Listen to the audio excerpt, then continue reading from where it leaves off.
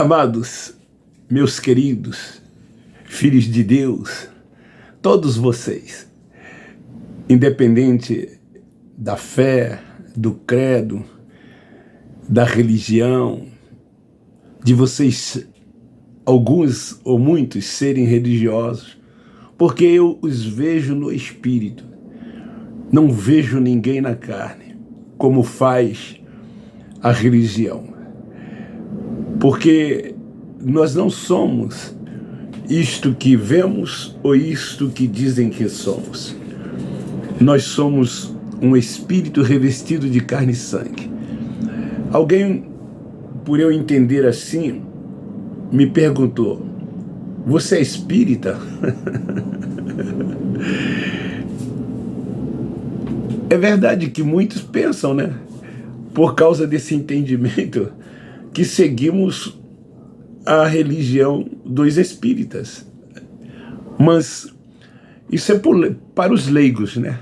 Para os que não conhecem, para os que nunca estudaram acerca das religiões. Eu não trato de religião. Aqui nós combatemos o sistema doutrinal, aquilo que se ensina dentro das religiões, principalmente as evangélicas, né? Porque há uma diferença muito grande das evangélicas para as outras religiões. Os evangélicos se sentem donos dos céus. Os céus pertencem a eles. Só irão para os céus aqueles que passarem pelos ritos da religião evangélica. Há um rito. Primeiro, aceitar Jesus como Salvador. Segundo, batizar em águas para a remissão de pecados. Terceiro, agora ser arrolado no hall de membro dessas instituições. Quarto, se tornar um dizimista e um ofertante. Quinto, participar, aspas, da tal Santa Ceia do Senhor. E outros requisitos determinados por esses supostos líderes religiosos que se dizem uma autoridade espiritual, se dizem serem separados por Deus, vocacionados por Deus para exercer uma autoridade sobre a vida das pessoas que lá estão. Vidas estas que eles chamam de ovelhas, de servos, quando na verdade ninguém é servo, ninguém é ovelha. Todos nós somos filhos de Deus. A diferença daqueles, para nós que temos entendimento, é que eles vivem debaixo dos preceitos dos homens, dos seus achismos. Eles são religiosos. Para nós que temos o entendimento, nós somos filhos de Deus, e como filhos de Deus que somos, então somos guiados e dirigidos tão somente pelo Espírito Santo. Romanos 8,14. Nos submetemos tão somente a Ele. Não vivemos nas práticas de todas essas coisas. Nós entendemos que somos, por sermos guiados e dirigidos por Ele, que reinamos em vida. Crescemos cada vez mais no conhecimento. O entendimento, ele vai avançando. Vemos Deus como Deus único e soberano, Senhor de tudo e de todos, que reina sobre tudo e todos. Que não há um inimigo, um adversário que peleja, que guerreia contra ele, como a religião determina, como a religião diz. Então, essa é a diferença dos que têm o entendimento para aqueles que vivem ainda como verdadeiros religiosos. Então hoje, a pérola da graça de Deus, o tema é Paulo, o apóstolo da graça, combate esses fundamentos legalistas que ainda hoje as chamadas, aspas, igrejas estão neles. Eu quero ler no livro histórico de Mateus, capítulo 21, a partir do versículo 23. O título ali diz Batismo de Jesus. Tendo Jesus entrado no templo, estando já ensinando, acercaram-se dele os principais sacerdotes e os anciãos do povo, e perguntaram: com que autoridade faz estas coisas? E quem te deu tal autoridade? Jesus respondeu: eu também vos farei uma pergunta. Se me responderes, eu vos direi com que autoridade eu faço estas coisas. De onde era o batismo de João? Dos céus ou dos homens?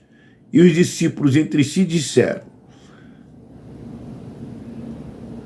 se dissermos do céu, ele vos dirá: então por que não creste nele? Mas se dissermos dos homens, temeremos o povo, pois todos consideram João como profeta. Assim responderam a Jesus: não sabemos. Então Jesus lhes disse: nem eu vos digo com que autoridade eu faço essas coisas. Eu disse aqui ainda há pouco que dentro dos ritos impostos pela religião para que as pessoas possam ser salvas, porque a salvação é vista dentro desse sistema religioso na carne. Você tem que consagrar, santificar, porque eles são carnais, eles estão voltados para isto que estão vendo. Daí que eles julgam e chegam ao ponto de condenar. E então, nesses ritos, para entrar no céu, você agora, uma vez que aceitou Jesus como seu Salvador, você tem que se batizar em águas para remissão de pecados. O batismo era para remissão de pecados, mas para quem? Para o povo de Deus. Quem era o povo de Deus? Israel. Os transgressores da lei, porque pecado era transgressão da lei. E fazia parte das 613 leis do Torá. Mas a religião, ela continua batizando nessa prática desse cerimonial. O batismo de João era para remissão de pecados. Eu li aqui, no capítulo 21, a partir do versículo 23. Então, os fundamentos dos apóstolos, com exceção de Paulo, eram fundamentos legalistas. Os 12 apóstolos, eles foram enviados pelo Cristo, que era judeu, nascido de mulher, que veio para cumprir a lei ao mundo de Israel, para pregar o evangelho da circuncisão, para que todos aqueles que crescem, crer era na mente, eles seriam salvos de quê? Da grande tribulação que estava por vir. E quem não cresce seria condenado a passar pela grande tribulação que estava por vir. Então esses fundamentos legalistas foram colocados por eles, liderados por Pedro, por João e Tiago, que eram apóstolos com os demais da circuncisão. Mas Paulo, que foi ainda Saulo de Tarso, quando encontrou com Jesus, ele recebeu a revelação do evangelho da graça, o evangelho eterno. Então, este apóstolo que foi escolhido pelo Cristo ressuscitado, ele tira esses fundamentos legalistas, ele combate esses fundamentos legalistas. Naquele aion, Paulo teve muitas dificuldades, porque mesmo Cristo tendo cumprido a lei, muitos ainda viviam debaixo dos rudimentos da lei de Moisés, na prática da lei. Então Paulo, ele apresentava o evangelho da incircuncisão, da graça de Deus. E então, naqueles dias, muitos eram contrário ao que Paulo pregava, ao que Paulo ensinava. Então hoje ainda, quando eu digo hoje ainda, depois da cruz, até os dias de hoje e os dias que se sucederão, as igrejas evangélicas continuarão firmadas nesses fundamentos legalistas. Eles dizem assim, a fé sem obra é morta. Eles dizem que as pessoas precisam fazer as obras. As obras que eles dizem é a obra de pregar o evangelho, de anunciar o evangelho, de evangelizar, de conquistar almas para Jesus. Isso eram fundamentos de Tiago. Era o que Tiago ensinava, obras sem fé era morta. Está escrito lá do diabo que anda ao derredor. Salvo engano, Pedro falava disso, ou fala disso, porque não havia sido vencido ainda.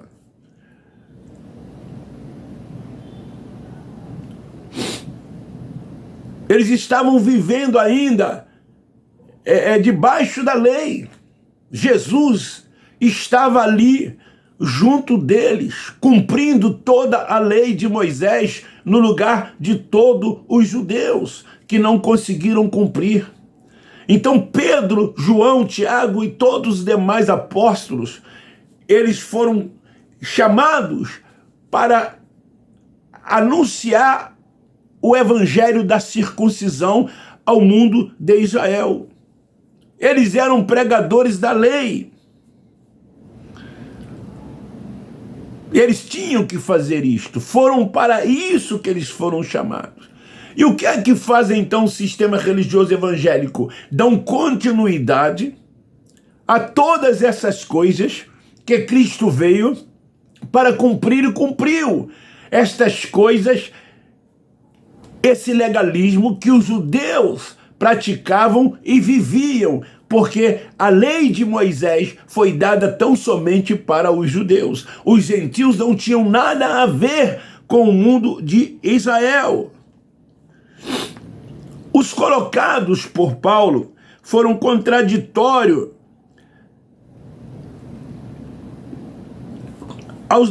os da circuncisão. O que Paulo anunciava não tinha nada a ver com o da circuncisão. Toda a revelação que ele recebera do Cristo ressuscitado era completamente diferente o evangelho que Paulo anunciava. Como disse, os judeus, os gentios nada tinham a ver com os judeus. Então, o tema desse capítulo aqui fala desse batismo que eles praticam, que é, o de João Batista, que era para o quê? Remissão de pecado. Então, uma vez agora, eles batizados são ensinados a buscar um outro batismo. Eu aprendi assim, quando me converti, aos 17 anos de idade. Uma vez agora batizado em águas, membro do sistema religioso, passei a buscar o tal batismo com o Espírito Santo, que era o falar em línguas, que era a evidência de que a pessoa era batizada com o Espírito Santo. Mas Paulo só fala em um batismo, mas a tradição evangélica fala em 2 batismos. A diferença do da graça pelo da religião é muito grande. É muito diferente esse que nós anunciamos aqui. A pérola da graça de Deus, a sã doutrina, não tem nada a ver com o evangelho que se prega dentro dessas sinagogas. O sistema é legalista. Por que nós chamamos eles de legalistas? Porque eles pregam a lei de Moisés. Porque eles têm rudimentos, têm preceitos dentro desses lugares, por mais que eles admitam que não tenham. Esse batismo que eles realizam não purifica, não liberta. Através da água e do próprio ato, não tem como fazer aquilo que eles dizem que esse batismo faz. O que tinha que ser feito já foi feito. Aonde? Na cruz do Calvário. Quando o Cristo Nazareno derramou o seu sangue. Então, quando a pessoa acaba de se batizar nessas águas, eles agora dizem que as pessoas é uma nova criatura. Eu ouvi muito isso. O homem velho ficou na água. Você agora é uma nova criatura. Quando nós já nascemos nova criatura. Quando nós já nascemos perfeito nele. Mas os seus ensinos contraria isto que nós cremos, isto que nós acreditamos, isto que o apóstolo Paulo ensinou. Então o que eles dizem ali, depois desse ato batismal, é tido pelo sistema como uma verdade absoluta. Então nós entendemos que eles estão dizendo, por meio desse ato, que o sangue que foi derramado na cruz não tem nenhuma significância. Foi em vão tudo aquilo que foi feito lá pelos judeus. Porque Jesus veio para salvar as ovelhas perdidas da casa de Israel. Então eles estão profanando o seu precioso sangue, quando eles fazem isto dentro dessas sinagogas. O autor da Epístola aos Hebreus, no capítulo 10, versículos 28 ao 31, diz assim: todo aquele que quebrava a lei de Moisés morria sem misericórdia só pela palavra de 2 ou 3 testemunhas. De quanto maior castigo cuidais vós, será julgado merecedor aquele que julgar o Filho de Deus e tiver por profano o sangue da aliança.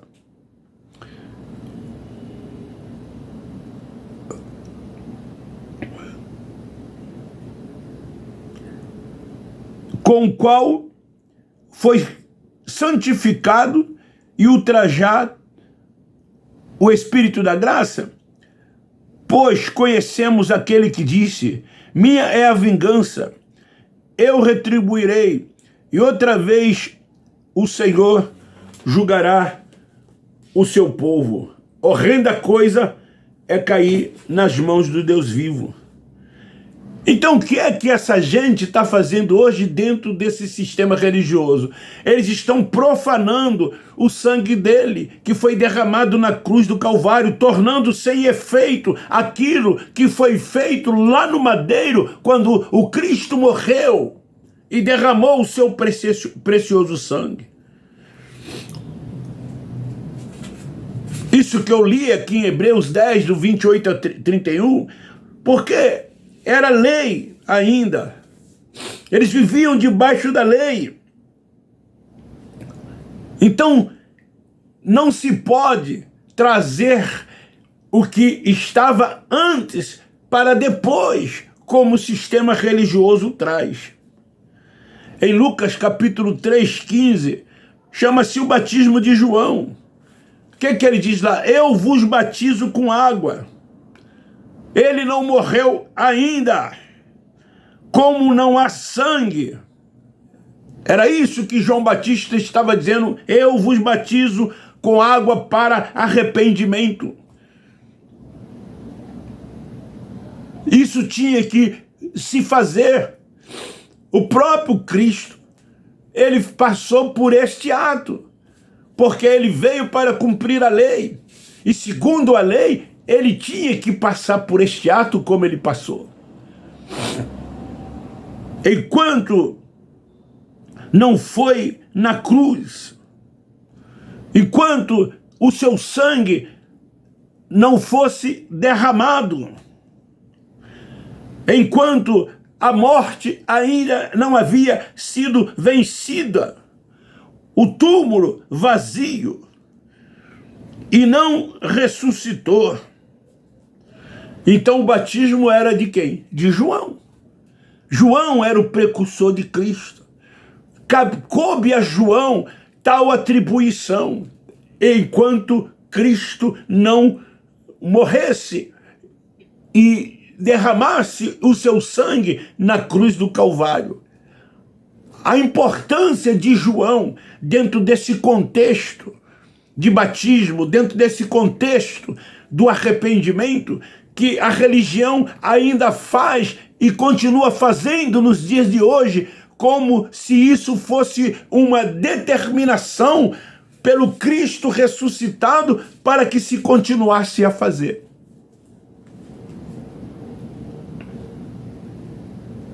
O batismo de João não salvava, removia o pecado, porque Jesus ainda não havia morrido. Havia necessidade de que ele morresse, de que ele padecesse. Se ele não morresse, se ele não padecesse na cruz, todo esse procedimento realizado por João Batista não teria efeito algum, porque não tirava pecado, removia. Mas o pecado seria tirado por ele quando ele derramasse o seu sangue na cruz do Calvário. O próprio João Batista, se dirigindo, disse ao povo: ele é o Cordeiro de Deus que tira o pecado do mundo. O Cordeiro teria que padecer, o Cordeiro que teria que morrer. E ele morreu, ele derramou o seu precioso sangue, mas ressuscitou. E ressuscitado aparece a Paulo, o apóstolo da incircuncisão, o apóstolo do evangelho eterno, do evangelho da graça de Deus. Então aquele batismo de João tinha uma validade. Até quando? Até ele morrer. Era um batismo legalista. É o que eles ainda fazem dentro da sinagoga. O único batismo verdadeiro foi na cruz do Calvário. Aquele sim foi para sempre. Foi o verdadeiro batismo.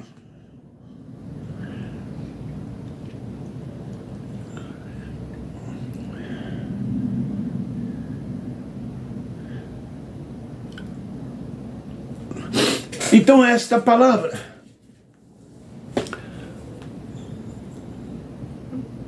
Paulo combate esses fundamentos que hoje existem ainda dentro das sinagogas, que as chamadas igrejas ainda estão nesses fundamentos legalistas, dizendo, listando o que se tem que fazer e o que se tem que deixar de fazer. As 613 leis do Torá tinham 365 que tinha que se fazer e 248 que não se tinha que fazer. Então hoje o sistema religioso lista também: isso aqui vocês têm que fazer, isso aqui vocês têm que deixar de fazer, se querem serem salvos, se querem irem para o céu, se não querem ir para o inferno.